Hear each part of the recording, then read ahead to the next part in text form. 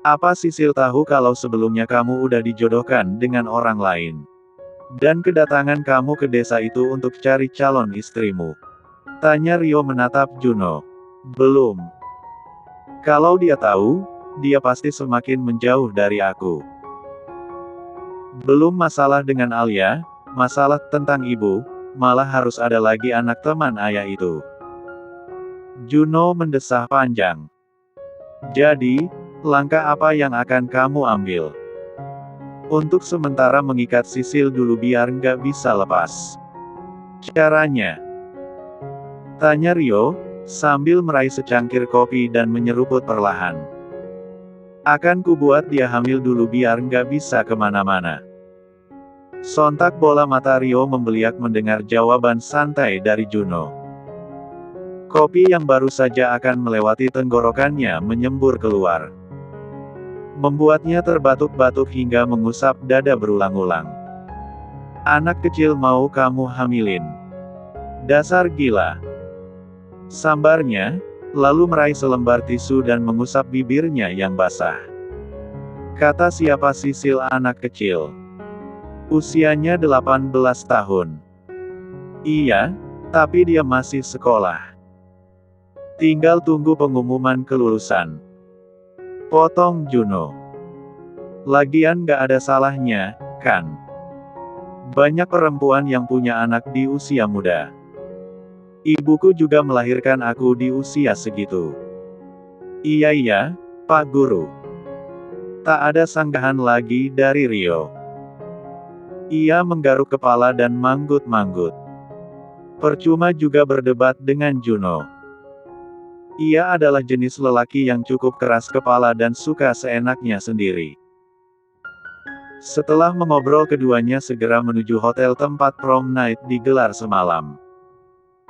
Tadinya, Juno ingin menyerahkan semua urusan itu kepada Rio.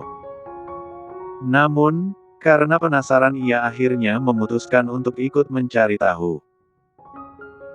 Kini, keduanya sedang berada di ruang CCTV hotel sambil memperhatikan beberapa monitor yang menayangkan rekaman dari berbagai sudut. Sepintas tidak ada yang aneh. Acara berjalan baik sesuai agenda. Juno juga sempat melihat rekaman di mana Sisil dan Nindi masuk dan duduk di meja tengah. Sayangnya, karena semalam menggunakan topeng, ia tak dapat mengenali kedua gadis itu. Itu kamu dan Alia, kan? Tunjuk Rio ke salah satu monitor. Benar, sahut Juno. Tunggu. Perlambat di menit ke-30.55. Rekaman kemudian diperlambat, membuat Juno menajamkan penglihatan. Di sana Alia tampak memberinya soft drink, dan tanpa curiga Juno menenggaknya saat itu juga. Apa minumannya sudah terbuka saat dia kasih ke kamu? Rio menatap Juno. Kalau nggak salah. Sudah. Berarti memang ada kemungkinan dia masukin sesuatu ke minuman kamu, tebak Rio. Coba rekamannya diputar ulang sebelum Alia ngasih minuman itu. Juno menatap seorang petugas. Ketika rekaman dimundurkan ke beberapa menit ke belakang, Juno dan Rio mengamati dengan saksama dan tidak membiarkan satu momen pun lolos dari pantauan mereka. Sampai akhirnya, detik-detik di mana Alia memasukkan sesuatu ke dalam minuman terlihat dalam rekaman CCTV. Temuan itu pun membuat Juno geram seketika. Kedua tangannya mengepal dengan rahang mengetat. Kurang ajar. Kira-kira apa yang dia masukin ke minuman itu? Nggak tahu. Keduanya saling menatap satu sama lain. Apa obat per 4 nanogram S4 nanogram? Tebak Rio dengan alis bertaut. Sialan. Maki Juno entah ditujukan kepada siapa. Seharian ini Sisil mengurung diri di kamar. Tidak ada yang ia lakukan selain berbaring. Ia hanya bangun untuk salat dan setelah itu tiduran lagi. Selain karena tubuhnya yang serasa remuk dan pegal karena kejadian semalam dengan Juno, ia juga merasa hatinya sedang sangat lelah. Rencana untuk menghindar dari Juno dengan pergi dari kota ini pun lenyap karena kejadian semalam. Alhasil, ia dalam dilema besar. "Kamu belum tidur, Sil?" tanya Nindi menoleh ke arah sang sahabat. "Apa kamu sakit?" "Aku nggak apa-apa, Nin. Cuma nggak bisa tidur aja." Sejak tadi Sisil hanya membolak-balikkan tubuhnya di kasur. Ia benar-benar kesulitan tidur. Mikirin apa?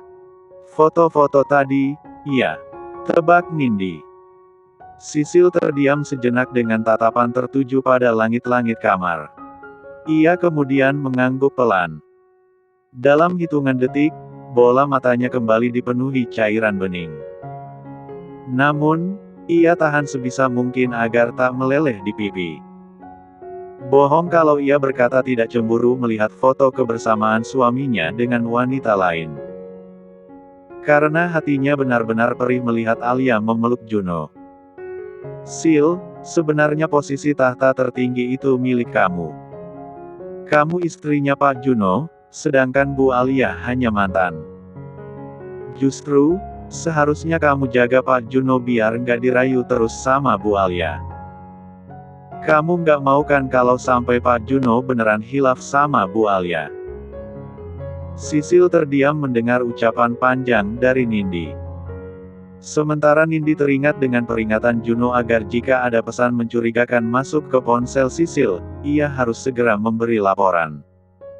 Suara ketukan pintu mengalihkan perhatian Nindi. Ia segera bangkit menuju pintu. Kakinya seketika mundur saat mendapati seorang wanita berdiri di depan pintu dengan tatapan datar. Juno jadi sangat geram setelah mengetahui tentang obat jenis apa yang dimasukkan Alia ke dalam minumannya. Ia baru saja meminta bantuan dokter Salsa untuk melakukan pemeriksaan darah di rumah sakit tempat sang dokter praktek. Ini jenis obat pelemas otot yang biasanya digunakan untuk mengatasi nyeri otot. Tapi, kalau digunakan berlebihan bisa menimbulkan efek berbeda, terang sang dokter. "Memangnya efek apa yang kamu rasakan?" "Pusing, lemas dan badanku rasanya panas." "Maksudku, kamu tahulah laki-laki." Jelas Juno tanpa menyebut secara spesifik. Namun, sang dokter dapat menangkap lebih baik. Sebenarnya, obat jenis ini memang sering disalahgunakan oleh pekerja S3 kilodetik komersial. Aneh memang, tapi ada beberapa manfaat yang dirasakan setelah mengonsumsinya. Misalnya, untuk laki-laki, ada beberapa yang mengaku kalau obat ini bisa meningkatkan kenikem 4 tan saat berfbung 4N. Juno menghembuskan napas panjang.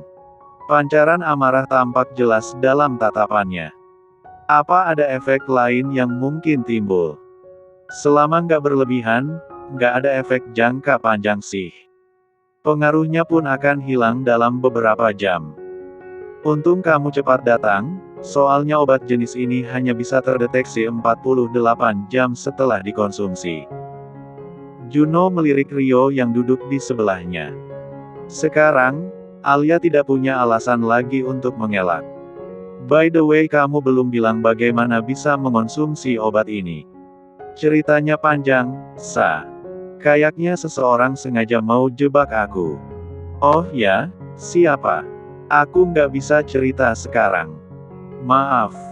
Salsa mengangguk paham. "Oke. Makanya harus hati-hati. Jangan terima sembarangan minuman dari orang nggak dikenal." Juno mengangguk pelan. Untuk kedepannya ia akan lebih berhati-hati lagi. Terutama terhadap Alia. Tiba-tiba deringan ponsel mengalihkan perhatian keduanya. Juno segera menyambar benda pipih yang tergeletak di meja. Dahinya berkerut saat melihat nama Nindi tertera di sana. "Sebentar, aku jawab telepon dulu," ucap Juno sambil bangkit dari tempat duduknya. Sementara Rio mengobrol dengan Salsa.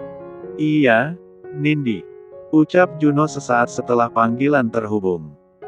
"Bapak lagi di mana?" "Saya lagi di luar. Ada urusan." "Kenapa?" Bisa kesini nggak, Pak? Memangnya kenapa? Sesuatu terjadi sama Sisil. Desak Juno langsung panik. Sebab tidak biasanya Nindi memintanya datang. Biasanya, hanya memberi laporan. Barusan Bu Alia datang ke kosan, Pak. Ngelabrak Sisil dan bilang Sisil perempuan murahan. Rahang Juno mengetat, tangannya mengepal kuat. Sekarang Sisil gimana? Sisilnya lagi, ucapan Nindi terpotong di udara, membuat kesabaran Juno kian terkikis. Jawab. Ia membentak keras. Bapak kesini aja cepat. Saya takut ada apa-apa sama Sisil. Ya udah, tolong awasi Sisil sampai saya datang. Jangan biarkan dia keluar dari kamar. Iya, Pak. Setelah mengakhiri panggilan, Juno segera beranjak sambil berteriak memanggil Rio. Lelaki itu seketika terlonjak dan langsung berdiri dari tempat duduknya. Juno bahkan tak sempat lagi mengucapkan terima kasih kepada Salsa atas bantuannya. Sementara Rio langsung mengikuti Juno, setelah sebelumnya berpamitan dan mengucapkan terima kasih. Kurang dari 30 menit mereka telah tiba di kosan. Pagar sudah tertutup rapat mengingat jam sudah menunjuk ke pukul 10 malam. Nindi yang mendengar suara mesin mobil berhenti segera membuka pagar. Sisil gimana? Tanya Juno sedikit mendesak. Di kamar, Pak. Sahut gadis itu dengan suara gemetar. Juno menatap penuh tanya sebab Nindi terlihat begitu ketakutan. Tanpa menunggu segera menuju kamar dan mengetuk perlahan. Sayang, buka pintunya. Ini aku.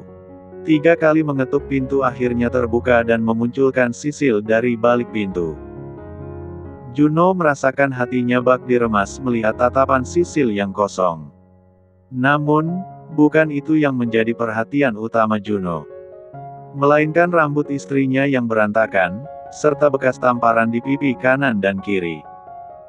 Melihat pancaran penuh luka dari tatapan Sisil membuat hati Juno bak ditusuk ribuan jarum. Terlebih saat melihat istrinya begitu ketakutan. Siapa yang berani melakukan ini? Tangannya terulur mengusap rambut berantakan dan juga pipi istrinya yang kemerahan. Di pipi kanan bahkan terlihat merah bergaris menyerupai bekas cakaran. Sisil memang tak berucap sepatah kata pun. Selama mengenalnya, yang Juno tahu Sisil hampir tidak pernah mengadu atas apapun yang terjadi padanya. Namun, matanya yang berkilat dipenuhi cairan bening seolah meluapkan rasa sakit yang terpendam selama ini. Tak tahan rasanya, Juno mendekap tubuh kecil itu. Menciumi ubun-ubunnya berulang-ulang. Kali ini tidak akan ia biarkan Alia atau siapapun yang telah menyakiti istrinya lolos begitu saja. Rio. Panggil Juno yang masih mendekap tubuh kecil istrinya. Iya. Sahut lelaki itu dari arah belakang. Seret siapapun yang sudah berani menyakiti istriku. Nggak peduli siapapun dia. Desisnya geram. Rio dapat melihat amarah terpendam dalam sikap dingin Juno. Inilah hal yang paling ia takutkan, sebab Juno adalah tipe manusia yang selalu tenang. Tetapi, jangan coba usik miliknya, maka ia akan mengamuk tanpa takut apapun. Oke, aku akan urus. Rio memiringkan kepalanya untuk melihat apa yang terjadi kepada Sisil. Namun, tubuh besar Juno menghalangi hingga tak terlihat sedikit pun. Jangan lihat, Sisil lagi nggak pakai hijab. Sembur Juno, membuat Rio tersentak. Maaf. Maaf. Perlahan ia mundur dan menatap Nindi yang berdiri di luar. Apa yang terjadi tadi, Nin? Nindi yang tampak masih syok setelah kejadian itu segera memberi penjelasan. Saya sama Sisil lagi rebahan di kamar, Kak. Tiba-tiba pintunya diketuk. Pas saya buka, ternyata itu Bu Alia. Terus, Bu Alia langsung ngamuk ngatain Sisil perempuan murahan, terus jambak rambut dan nampar Sisil berkali-kali. Saya udah halangin, tapi Bu Alia dorong saya sampai jatuh. Mendengar cerita Nindi membuat kemarahan Juno semakin melambung. Andai ada Alia di depan matanya sekarang, sudah pasti ia akan membuat gadis itu menyesal. Nggak ada tetangga yang bantu kalian? Tanya Rio. Anak-anak kos langsung keluar. Makanya Bu Alia langsung pergi, jelas Nindi. Juno menarik napas dalam-dalam demi mengurai amarah yang berkecamuk dalam dada. Kemudian menuntun istrinya memasuki kamar dan menutup pintu. Mana yang sakit? Tanya Juno sembari mendudukkan Sisil di kasur lantai. Sisil menggeleng. Membuat Juno langsung memeriksa bagian tubuh istrinya, sebab khawatir Alia melakukan pemukulan di bagian lain. Maafin aku. Seharusnya aku nggak meninggalkan kamu di sini. Ia mengusap pipi yang kemerahan. Apa ini perih? Kali ini Sisil mengangguk. Namun, dengan raut wajah tanpa ekspresi. Sepertinya, kejadian tadi benar-benar membuatnya syok dan trauma. Juno kembali mendekap tubuh kecil itu. Sementara Sisil terdiam dalam pelukan suaminya. Tak ada yang terlintas selain kehangatan pelukan lelaki itu. Ikut aku pulang, iya. Nggak aman kalau kamu tinggal di sini, bujuk Juno. Nindi. Kalau perlu Nindi juga pindah dari sini. Nanti aku akan cari tempat yang aman buat dia. Juno merapikan rambut istrinya yang berantakan. Lalu, mengambil hijab dan meminta Sisil memakainya. Kembali memeluk dengan begitu eratnya. Ikut aku pulang, iya. Aku nggak bisa ninggalin kamu di sini setelah kejadian ini. Dalam hangatnya pelukan Juno, Sisil mengangguk. Ia pasrah. Sebelum keluar kamar Juno sempat mengeluarkan ponselnya dan mengambil beberapa gambar. Jejak-jejak kekerasan yang ditinggalkan Alia pada tubuh istrinya itu akan ia jadikan sebagai bukti. Nindi, siap-siap. Kamu ikut saya malam ini, ucap Juno. Kemana, Pak? Kamu nggak aman tinggal di sini setelah kejadian tadi. Gimana kalau Alia datang lagi dan menyerang kamu?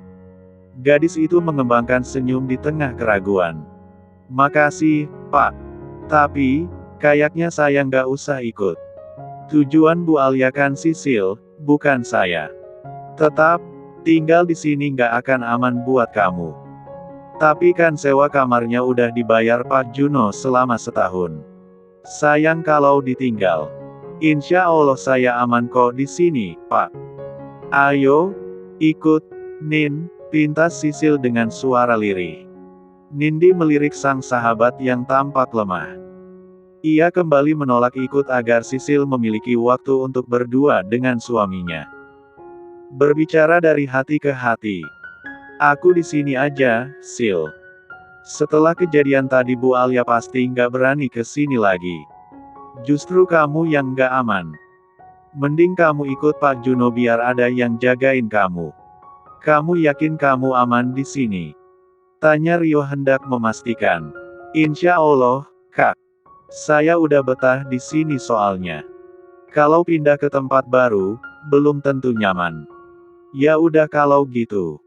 Juno akhirnya mengalah. Tapi, kalau ada apa-apa, kamu harus langsung hubungi saya atau Hito. Rio juga boleh, ucap Juno. Nindi tersenyum lebar, meskipun tampak iba dengan kondisi Sisil. Siap, Pak. Juno segera membawa Sisil ke mobil. Keduanya duduk di belakang, sementara Rio di kursi kemudi. Sepanjang perjalanan pulang, Sisil diam dengan tatapan lurus pada ruas jalan yang mereka lalui. Melihat Sisil yang tampak kelelahan dan mengantuk membuat Juno mendekap gadis itu dan menyandarkan di dadanya. Gila banget ya, Alia. Bisa-bisanya dia nyerang muridnya sendiri, ujar Rio dengan tatapan menjurus ke jalan. Pokoknya dia nggak boleh lolos. Aku harus ngelaporin dia secepat mungkin, sahut Juno. Jemarinya bermain di puncak kepala istrinya yang terbalut hijab. Setelah menempuh perjalanan selama beberapa menit, mereka akhirnya tiba di rumah Juno. Juno menggendong istrinya ke dalam. Namun, saat melewati ruang tamu, Sisil seketika terbangun. Tangannya terangkat mengucek mata dan menyadari bahwa ia telah sampai ke rumah. Turunin saya, Mas. Saya bisa jalan sendiri, pintanya. Menggoyangkan kaki sambil melingkarkan kedua lengannya di leher sang suami. Enggak, sahut Juno, melanjutkan langkahnya menaiki tangga sambil menggendong Sisil. Setibanya di lantai atas, ia mendudukkan Sisil di sofa. Sementara ia sendiri kembali ke lantai bawah untuk mengambil kotak obat. Perih enggak, sayang? Tanya Juno sambil mengoleskan cairan antiseptik ke pipi istrinya. Enggak. Keterlaluan Alia.